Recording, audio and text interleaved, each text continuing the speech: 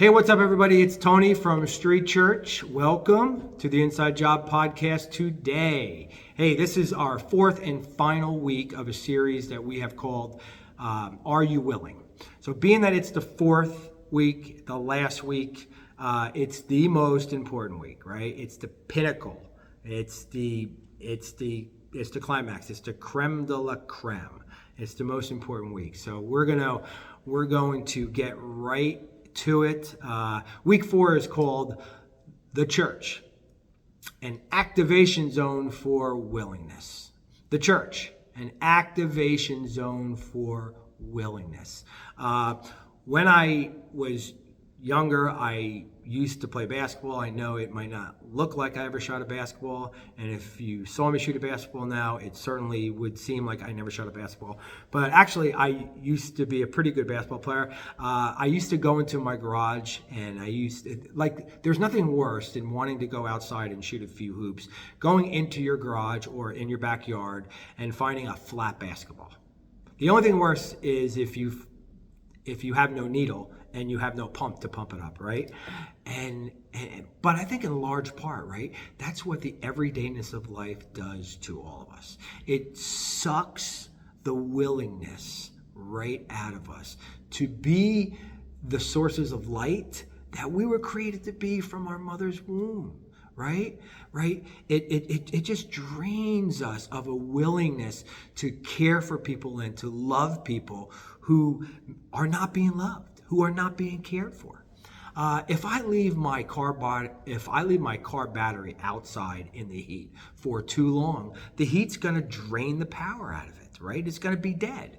It's going to need to be recharged, right? I got to put my battery cables on it, and I have to plug it up to a charger. It needs to be recharged. Yeah, that's why we get together. We get together to reactivate, or to activate maybe for the first time, or to recharge a willingness inside of all of us to be bearers of hope and light in the midst of people who are living in hopeless and dark situations. I really think the church should be less of a learning zone and more of an activation zone. I mean, learning is great. It's important. It's all well and good. And even, unlearning is even better. As my mother says, this life is really not necessarily about the things that we learn, but it's more about the things that we unlearn, right? The old thought patterns and the negative ways of thinking and the habits and the, hang-ups that need to be shed and put away and unlearned, right? So learning and unlearning is important. But if it doesn't lead to activation, then what are we doing? Activation should be at the center of the bullseye. That's the target. That's what we should be aiming for, right? And I'm not talking about having to go and set the world on fire and to be all things to all people. I'm just talking about, if you have an hour out of your day that is free and somebody who may need a ride to the doctors, you just give them a ride, right? Or if you see somebody on the side of the road and they're panhandling and they look like they have not had a drink for 3 or 4 hours, you just roll down your window and if you have a cold bottle of water, you just hand it to them, right? Or listening to somebody who is going through something just for the sake of listening to them, of being there for them. Like, you don't have to be all that and a bag of chips. I hate to break it to you, but on your best day, no one is all that and a bag of chips. But thank God that Jesus never asked us to do everything for everybody. He just asks us to do and to be something, right? He says, I was hungry and you gave me something to eat. I was thirsty and you gave me something to drink, right? So we need to reactivate a willingness inside of each other to do something, to be a source of light and to do something in the life of somebody who's going through it, right? Hebrews chapter 10.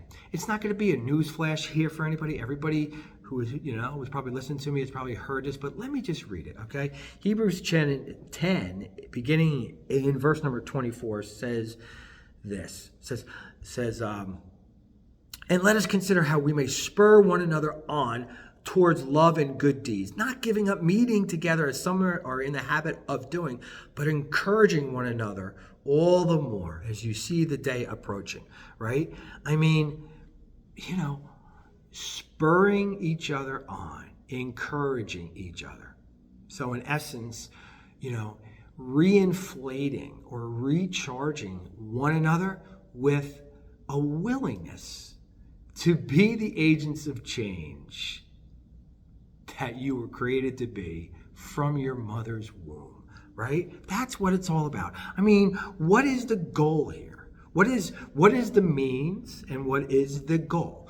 The means here is gathering, is getting together, spurring one another, encouraging one another, reinflating our flat basketballs with life, with a willingness to love and to do good, right? Especially in those people's lives who are not receiving love and who need light, right? That's the end game. That's the goal. So if the means is spurring each other on and encouraging each other, the end game, the goal is to love those who are not being loved. And remember, you don't have to be all that and a bag of chips. You just have to be willing to do something, right? The church should be less of a learning zone and more of an activation zone. That's what it's all about. I'm just going to close in this. I love what the Apostle Paul said. He said, knowledge puffs up, but love builds up. Knowledge puffs up, right? Without love, absence of activating love, knowledge will only puff somebody up. But love builds up. And that only happens when the church becomes an activation zone. So the next time that you go to church, I want you to ask yourself this question, right? Not what I can receive or what I can get out of the service, but ask yourself, what can I give, right? What can I give? How can I activate a willingness inside of somebody else to be the change that they wish to see in the world, right? To bring hope where there is hopelessness and to bring light where there is darkness, all right? Because, that's why we are here. That's the bullseye. So, the church, an activation zone for willingness. Amen?